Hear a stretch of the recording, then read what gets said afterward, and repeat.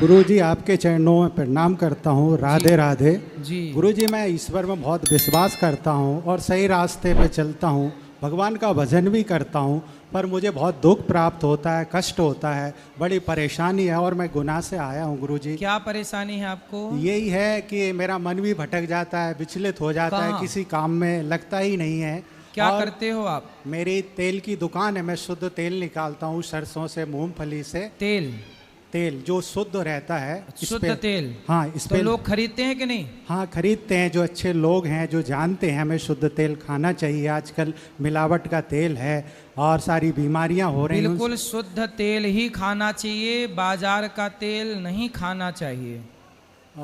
तो आपका क्या दिक्कत क्या है? हाँ मैं अच्छा काम करता हूँ ईश्वर की दुआ से और मुझे संतुष्टि है, मैं ईमानदारी से काम करता हूँ और किसी भी तरह का उसमें मैं कोई लापरवाही नहीं बता रहा, लेकिन फिर भी मेरे अंदर दुख पैदा होता है। कभी क्या दुख है आपका, ये बताओ। कभी मेरी पत्नी से मेरी बन नहीं पाती, किसी कारण से हम दोनों में लड़ाई हो जाती है, तो मेरा जो काम चल रहा है उस बच्चे पे हैं आपके?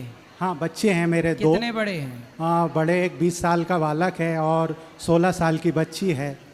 अच्छा, तो पत्नी आपसे लड़ लेती है, आप लड़ते हो कि पत्नी लड़ती हाँ है? मतलब मैं ही कुछ उस पर शक शंका करता हूँ इस तरीके की कि तो आप कोई ऐसा संदेह क्यों करते हो अपनी पत्नी पे? कि ऐसा आपका कोई चक्कर तो नहीं चल रहा, मैं तो ईमानदारी से काम कर रहा हूँ। तो उसने कहा कि आप ही गलत हो, मैं तो गलत हो नहीं है। तो इस वजह से मैं तनाव और टेंशन में चला जाता हूँ। परंतु आप व्यर्थ में ही पत्नी पर झूठा आरोप लगाएंगे तो आप कैसे सुखी रहेंगे और पत्नी कैसे सुखी रहेगी? इसलिए रिश्ते संदेह से नहीं चलते, श्रद्धा से चलते हैं। पत्नी पर श्रद्धा रखो, है ना? और पत्नी जो है वो गलत नहीं है, आपके साथ खड़ी है कंधे से कंधा मिलाकर। यदि आप कह रहे हो कि ये गलत है तो एक बार उसे देखो कि कहाँ गलत है। बिना प्रमाण के किसी को गलत कहना भी तो पाप है ना। आप कैसे कह सकते हैं किसी को कि ये गलत है? इसलिए आपकी पत्नी, अब कितने उम्र है आपकी पत्नी की? वही 40 साल उम्र है। अब 40 साल में कहाँ भटकेगी? अभी भी मन भटक रहा है 40 साल में? नहीं तो मैं इस चीज़ से बड़ा परेशान रहता हूँ। मैंने तो कहा आपको कन्फर्म है कि किसी के साथ चक्कर है? हाँ कन्फर्म, मैंने कभी देखा तो नहीं, लेकिन मुझे ऐसा महसूस होता है कि इसका कहीं ना कहीं कुछ चक्कर चल रहा है, इसलिए मुझे वो ढंग से बात भी नहीं करती, ऐसा मुझे फील होता है। कितने साल से? 2-3 साल से मैं देख रहा हूँ। पहले मैं अच्छा तो 2-3 साल पहले उसका व्यवहार अलग था आपके प्रति, अच्छा व्यवहार था? हाँ मतलब अच्छा व्यवहार था और मेरे साथ अच्छा वार्तालाप था। अब कुछ दिनों से ऐसा मुझे लग रहा है कि उसका वार्तालाप भी ठीक नहीं है और वो मेरे से ढंग से बात भी नहीं करती, इस वजह से। तो फ़ोन पे आप जब फ़ोन लगाते हो तो बिजी रहता है, कहीं चेक नहीं करते मोबाइल? वो अपने माता पिता से, अपनी बहनों से ज़्यादा बात करती रहती है, इसलिए हमारे माता पिता से हमसे थोड़ा उसका लगाव कम है, तो इस वजह से भी बड़ी तो कभी गलत चक्कर होता तो आपके बच्चे तो कभी देखते? तो बच्चों से पूछा आपने, कभी देखा है ऐसा? बच्चे तो मेरे बाहर रहते हैं, एक कोटा रहता है, एक बेटी है वो वहीं गुनाह रहती है, वो भी तैयारी करती रहती है, तो उसको भी इस चीज़ से कोई ज़्यादा वो नहीं है। अब मैं इसलिए कहा कि मैं चिंतित परेशान हूँ, तो मैंने कहा वृंदावन चलते हैं और भागवत वहाँ चल रही है, हो सके गुरुजी अपने मार्ग को बदल दें और इन गलत। तो पत्नी आई है? नहीं वो तो नहीं आई, मेरी उनसे लड़ाई हो गई। तो किस बात पे लड़ाई हो गई? इसी बात पे से लड़ाई हो गई हम दोनों की, और मैं वृंदावन आ गया और उसको वहीं पे छोड़ के, तो ये बड़ी परेशानी। आपने पत्नी से पूछा नहीं कि तुम मेरे से बात नहीं करती हो, उसका क्या कारण है? क्या बोला उसने? उन्होंने मुझे ही गलत बोला कि आप ही गलत हो, आप गलत शंका करते हो, मैं तो अपनी जगह सही हूँ, आपको गलत लगता है तो आपको जो अच्छा लगे वो करो। तो हाँ, तो फिर देखो, हो सकता है आप गलत हो, आपकी शंका गलत हो, संदेह जो आप कर रहे हैं वो भी तो गलत हो सकता है ना?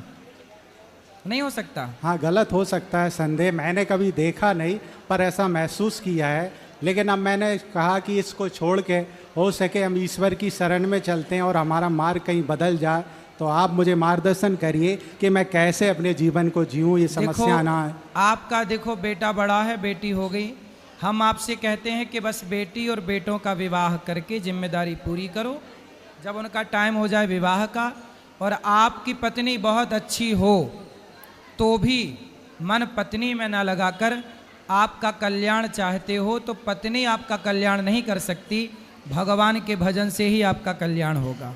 इसलिए आप जो काम करते हो वो काम करते हुए केवल भगवान का स्मरण कीजिए और भगवान के आश्रित रहिए। जो भगवान के भरोसे है उसी का भला है। बाकी संसार ये सब विषय विकार में उलझा हुआ है, ये संसार उलझा हुआ है कुल मिला के। यदि अपना कल्याण चाहते हो तो अपने चित्त को पत्नी से हटाओ। अब पत्नी जो करे करे, आप मन को भगवान से जोड़ दो। आपको अब पत्नी की आवश्यकता है? नहीं है मुझे। अब मैंने अपना मार्ग बदल दिया। मैंने कहा ईश्वर की शरण में चलते हैं और अपना मार्ग परिवर्तित करके और गुरुजी के चरणों में लगाते हैं। आप पत्नी के साथ रहना, बच्चों की जिम्मेदारियां पूरी करना, पत्नी का ध्यान रखना, पर आप पत्नी को चित्त से निकालकर परमेश्वर को चित्त में बिठा लो। ठीक है गुरुजी। संभव है? संभव है। मैंने आपकी कथा सुनी, मुझे बहुत अच्छा लगा। पहले मैंने यूट्यूब पे सुनी आपकी कथा, मैंने बहुत सुनी, पर मैंने कहा कि अब वृंदावन चल के ही कुछ उद्धार होगा। आप बस कुल मिला के अपने मन को भगवान के चरणों से देखो। अंत में सबका कल्याण भगवान ही करते हैं। इसलिए जीवन का अंतिम सत्य यही है कि आप जिन रिश्तों के लिए मरते हो, जिन रिश्तों के लिए पाप कर कर के पैसा कमाते हो, वो रिश्ते अपने नहीं हैं। हम सारी जिंदगी, आपको ये लग रहा होगा कि मेरी पत्नी मुझे धोखा दे रही है, पर सच्चाई ये है कि प्रत्येक व्यक्ति अपने आप को धोखा दे रहा है। आप जो ये कहते हैं कि ये परिवार मेरा है, ये बेटा मेरा है, यही एक धोखा है। स्वयं को हम सब धोखा देते हैं। इस संसार में कोई किसी का नहीं है। अभी विमान हादसा हुआ, विमान हादसा होती सैकड़ों लोगों की मृत्यु हो गई। बताओ, मर जाने के बाद उनकी क्या जिम्मेदारी है? सब चले गए कि नहीं? सब जहाँ का तहाँ छोड़ के चले गए कि नहीं? जिंदा थे तो कितने सपने थे, कितने आगे की प्लानिंग थी, क्या कुछ नहीं था। लेकिन जब चले गए तो क्या रहा? ऐसे ही एक दिन हम और आप चले जाएंगे। फिर दुनिया हमारे और आपके बारे में कहेगी देखो चले गए, क्या लेकर गए। लेकर कोई कुछ नहीं जाता, बस एक दूसरे की कहानियाँ सुनाते हैं कि देखो वो क्या लेकर गए। अरे मैं भी मरने वाला हूँ, जब मैं मरूंगा तो मैं भी क्या लेकर जाऊंगा। इसलिए मेरे संग कोई जाएगा तो केवल भगवान का भजन। इसलिए आप भी पत्नी की जिम्मेदारी पूरी करो, बच्चों की जिम्मेदारियां पूरी करो। मैं ये नहीं कहता कि जिम्मेदारियों से भाग जाओ, मैं ये कहता हूँ कि जिम्मेदारियां निभाते हुए ईश्वर से मन लगाओ, ईश्वर का चिंतन करो, क्योंकि एक दिन हम सब मर ही जाएंगे। और मर जाने के बाद ना पत्नी काम आएगी, ना पुत्र काम आएगा। पुत्र को कितना भी पैसा दे दो, प्रॉपर्टी बनाकर दे दो, लेकिन दुनिया कभी आपकी 1000 अच्छाइयों को ना देखकर दुनिया केवल आपकी एक गलती निकालेगी। आप परिवार के साथ कितना भी अच्छा करो, लेकिन परिवार जब तक उसका स्वार्थ होगा तब तक दुनिया आपको अच्छा कहेगी। स्वार्थ निकल जाने के बाद लोग आपको ही बुरा सिद्ध करने पर लग जाएंगे कि आप ही गलत हो। सब कोई अपने को सही मानता है और सामने वाले को गलत मानता है, और इसी गलतफहमी में हम जी के मर जाते हैं। मरने वालों से पूछो कि तुम इतने साल जिए हो, क्या पाए इस जिंदगी से? सबसे सवाल है ये। हर व्यक्ति से पूछो कि आप 50 साल जिए, 70 साल जिए, 90 साल जिए, बताओ इस जिंदगी से आपने क्या पाया, इस जिंदगी ने आपको क्या दिया? क्या उत्तर होगा? आपसे सवाल पूछूं मैं कि आपने आज तक क्या पाया, बताओ। कुछ नहीं पाया मैंने गुरुजी, लेकिन अब मैं पाने के लिए भागवत की ओर चला हूँ। अच्छे रास्ता मुझे सुनने के बाद मिला। आज तक कोई कहे कि मैंने पैसा पाया, कोई कहे मैंने बच्चे पाए।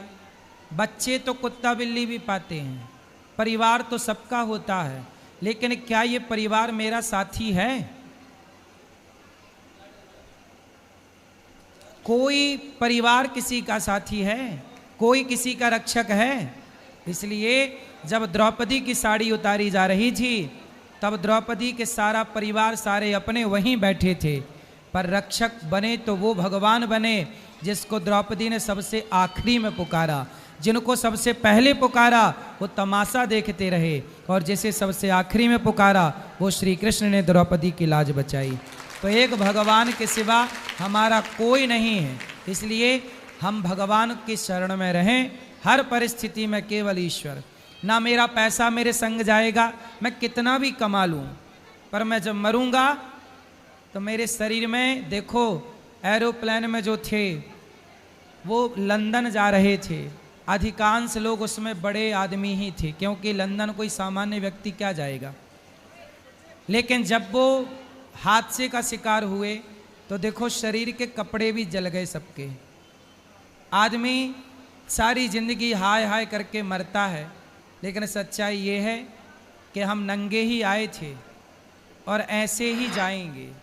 कुल मिलाकर हमारे संग जाएगा तो केवल हमारे द्वारा किया गया भजन। पायो जी मैंने राम रतन धन पायो, यही धन मेरा साथी है, यही धन मेरा वहाँ भी काम आएगा, यहाँ भी काम आएगा। बाकी इस धरा का, इस धरा में सब धरा रह जाएगा। यही सत्य है। इसे आप आज मान लो, 1 महीने बाद मानना, 1 साल बाद मानना, या कभी मत मानना। सबके लिए सच्चाई तो यही है। सच्चाई आपके लिए अलग हो या आपके लिए नहीं, सबके लिए एक सी ही है। ठीक है, राधे राधे। समझ में आई? आ गई समझ में। क्या समझ में आया? यही आया कि इस दुनिया में कुछ नहीं है, ईश्वर का भजन करें और अपने सत्मार्ग पे चलें। जो जहाँ चल रहा है उसको चलने दें, हमें तो अपने जीवन को सुधारना है। पत्नी का यदि किसी पुरुष से चक्कर है तो बोल दो ठीक है, तो उसे रख। यदि तेरा सुख उसमें है तो अब तू उसमें सुखी रहे, हम अब भजन में सुखी रहेंगे भगवान में। बोल दो कि तेरा है तो रख, हमें कोई दिक्कत नहीं।